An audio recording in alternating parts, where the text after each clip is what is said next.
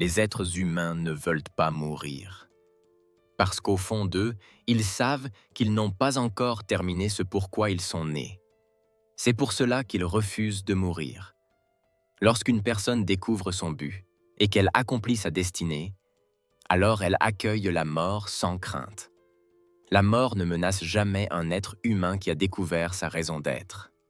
L'apôtre Paul, par exemple, n'avait pas peur de mourir. En réalité, il a choisi de mourir. Il a décidé de partir. Permettez-moi de le citer. « J'ai achevé la course. J'ai gardé la foi. Je suis comme une offrande versée, et il ne me reste plus rien à accomplir. Je suis maintenant prête à être offert. » Waouh! Quelle assurance face à la mort! Écoutez-moi bien et notez ceci. Je veux que vous parler de deux mots essentiels, le but et la destinée. Et dans cette première partie, je veux vous introduire aux lois du succès personnel, mais selon la perspective du royaume. Parlons du succès, juste un instant. Le succès est quelque chose que tout être humain désire. Tout le monde veut réussir. Mais pour réussir dans la vie, il y a 5 questions que vous devez absolument résoudre. Chaque être essaie de répondre à ces 5 questions en ce moment même. Ces 5 questions contrôlent la race humaine. Elles motivent chacune de vos actions. Elles sont si puissantes qu'elles sont à l'origine de tout ce que nous faisons sur cette planète. Ces 5 questions sont la source de tous vos problèmes. Elles sont la racine du crime dans vos villes, des foyers brisés, des divorces, de la corruption. Tout vient de là. Notre tentative de trouver la réponse à ces 5 questions est la cause de tous nos comportements humains. En fait, si vous êtes ici ce soir, ou si vous regardez ce programme en direct à travers le monde, c'est à cause de ces 5 questions. J'ai réduit toute la vie humaine à 5 grandes questions. Écrivez-les bien. Question numéro 1. Qui suis-je?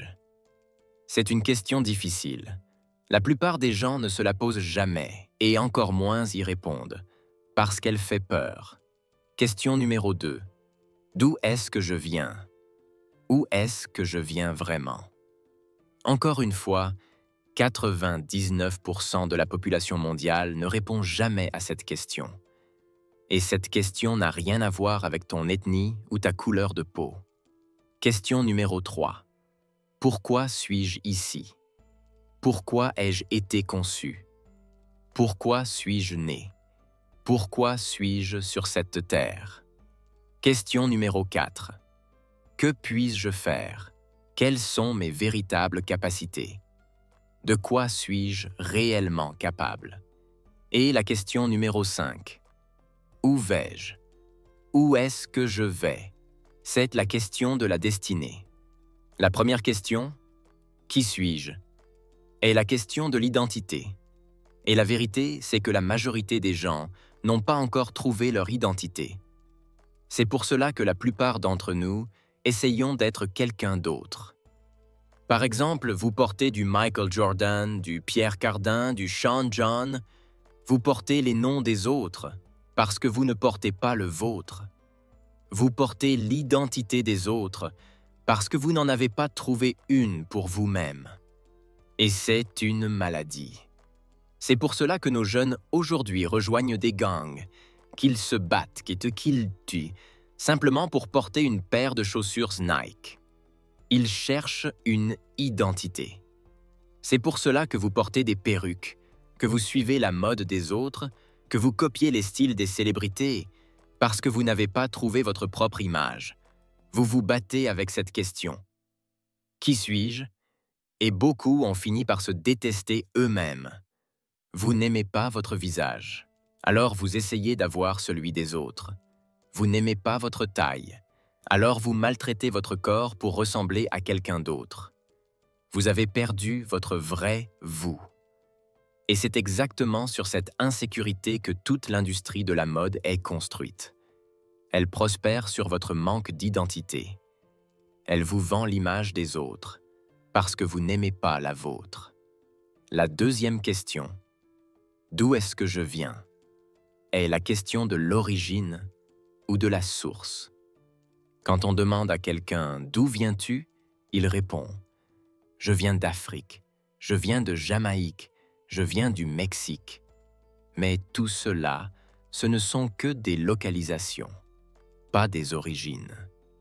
Certains d'entre vous sont tellement métissés que vous ne savez même plus d'où vous venez.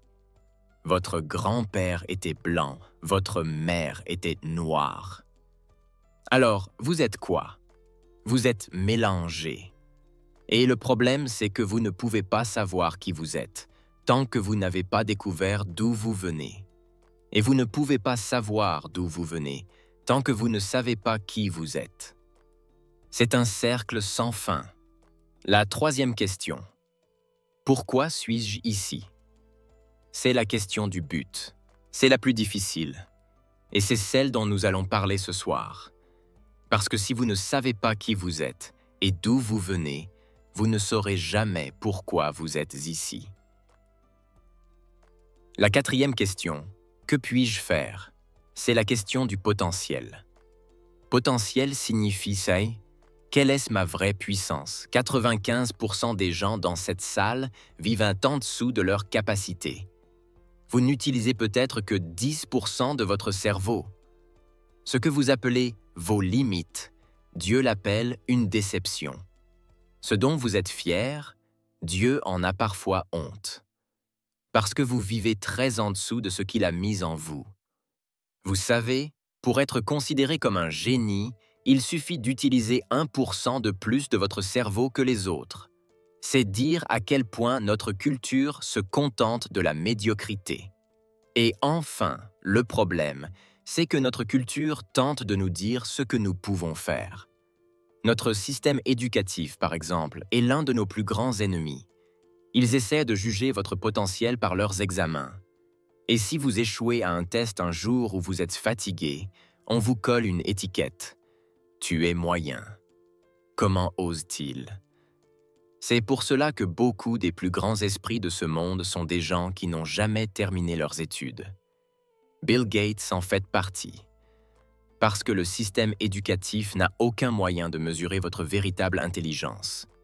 Vous êtes si unique qu'ils ne savent pas comment vous évaluer. Alors, ne croyez rien de ce qu'ils ont dit à votre sujet. Certains d'entre vous vivent encore sous la malédiction d'un examen passé il y a 20 ans. On vous a dit « Tu n'es pas créatif, tu n'es pas doué en maths, tu ne seras jamais professionnel. » Et vous les avez crus.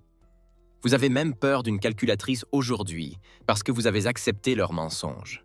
Mais la Bible déclare « Que Dieu soit reconnu pour vrai et tout homme trouvé menteur. » Et maintenant, ce produit possède 22 fonctions. Mais toi, tu n'en connais que 4. C'est pour ça que je ne fais aucune confiance à vos opinions sur moi. Je te le dis franchement, ce que tu penses de moi ne signifie rien du tout pour moi. Alors garde tes pensées pour toi. Je ne suis pas venu ici pour que tu m'aimes, ni pour que tu m'approuves. Je m'aimais déjà avant même que tu me rencontres, et j'approuve pleinement les capacités que Dieu a placées en moi. Tu ne peux pas toucher à ça. Allez, vas-y, applaudis.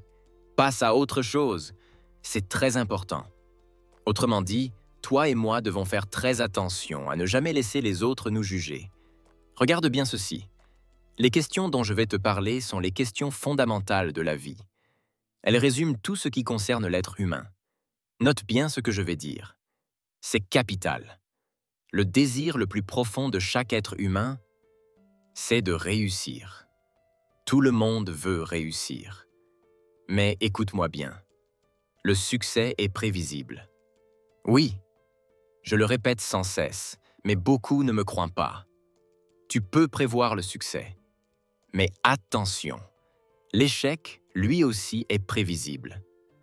Tu peux savoir à l'avance si une personne va échouer, avant même qu'elle n'échoue, parce que la vie s'est faite ainsi.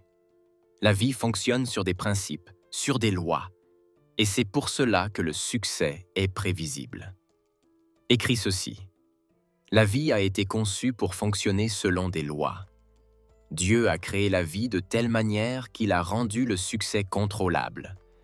Ce que je suis aujourd'hui, j'ai décidé de le devenir. Oui, écoute bien. Tu dois arrêter de blâmer les autres pour ta situation actuelle. Peu importe où tu en es, pauvre, brisé, découragé ou prospère, tu as décidé d'être ce que tu es. Parce que la vie a été créée pour que tu réussisses. Dieu a besoin que tu réussisses. Ta réussite est bonne pour Dieu. Pourquoi? Parce que le succès de tout ce que Dieu a créé protège sa réputation. Écris-le. Le succès de tout ce que Dieu a créé protège la réputation de Dieu. Tu comprends ce que je viens de dire? Quand j'ai découvert cela, je suis devenu dangereux. Et je l'ai compris à 16 ans. Oui, à 16 ans, j'étais déjà comme aujourd'hui. Audacieux, fort, sans peur. Tu veux savoir pourquoi?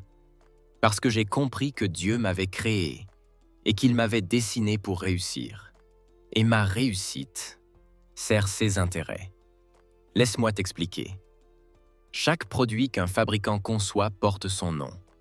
Regarde, tes chaussures ont une marque, ta robe a une étiquette, ton sac, ta voiture, ton iPad, ton téléphone, tous portent le nom de leur fabricant. Mercedes-Benz a un symbole. Apple a une pomme. Microsoft a un drapeau. Ce symbole, ce logo, ce nom s'appelle l'image. Note-le. Le nom ou le symbole d'un fabricant s'appelle l'image. Et écoute-moi bien, la dernière chose qu'un fabricant appose sur son produit, c'est son image.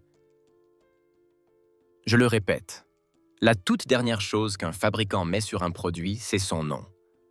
Va dans une usine automobile à Détroit. Regarde comment ils fabriquent les voitures. Ils ne mettent pas le logo avant la fin. Va chez Apple. Regarde comment ils fabriquent leurs ordinateurs. Ils ne mettent la pomme qu'à la fin, quand tout est terminé et testé. Parce que l'image ne vient qu'à la fin. Le nom n'est posé que sur un produit achevé. Laisse-moi t'expliquer ce que signifie être achevé. Regarde bien. Ce téléphone, par exemple, merci mon frère, ce téléphone vient d'un fabricant. Et ce téléphone était terminé avant même d'être vendu. Aucun produit ne quitte une usine de fabrication avant d'avoir été testé. Oh, je sens que je vais crier « Alléluia » et parler en langues tout seul. Je le répète, aucun produit ne quitte l'usine avant d'avoir été testé. Et ils testent chacun d'entre eux. Ils paient des gens, habillés en blanc, toute la journée, juste pour tester chaque appareil. Ils vérifient que tout fonctionne, puis, à la toute fin de la chaîne, ils apposent encore leur image, leur logo et le placent dans la boîte. Autrement dit, quand tu reçois un nouveau produit, il n'est pas vraiment nouveau. Alléluia. Aucun créateur ne permet à un produit de sortir de son usine sans qu'il ait déjà été achevé et testé. Ils sont tellement certains que ça fonctionne qu'ils ajoutent dans la boîte un livret. Et ce livret contient des promesses. Gloire à Dieu. Ce livre te dit toutes sortes de choses. Ce téléphone peut passer des appels. Comment le savent-ils? Parce qu'ils l'ont déjà testé. Ce téléphone peut se connecter à Internet. Comment le savent-ils? Ils l'ont déjà testé. Ce téléphone peut envoyer des messages. Comment le savent-ils? Ils l'ont déjà testé. La batterie dure 8 heures. Comment le savent-ils? Parce qu'ils l'ont testé pendant 8 heures. Alors, quand ils apposent dans leur image, c'est la preuve que le produit n'est pas en train de commencer. Il est déjà accompli. Gloire à Dieu. Et dans cette boîte, ils mettent toujours ce petit livre. Et à la fin de ce livre, il y a toujours 2 pages. La première dit « Garantie » et la seconde « Assurance ». Ces mots sont différents. La garantie signifie ceci. Nous engageons toute notre entreprise derrière ce produit. S'il y a un défaut, un dysfonctionnement, si quelque chose ne va pas, nous prendrons en charge le retour, la réparation, le remplacement, à nos frais. Nous paierons même pour te le renvoyer. Et pourtant, ces fabricants ne te connaissent même pas. Alors pourquoi ferait-il tout cela pour toi? La réponse est simple. Ce n'est pas à cause de toi. Ils font tout cela pour leur propre nom. Ils protègent par leur réputation. Ô Seigneur, aie pitié. Quelqu'un devrait dire « Merci Jésus,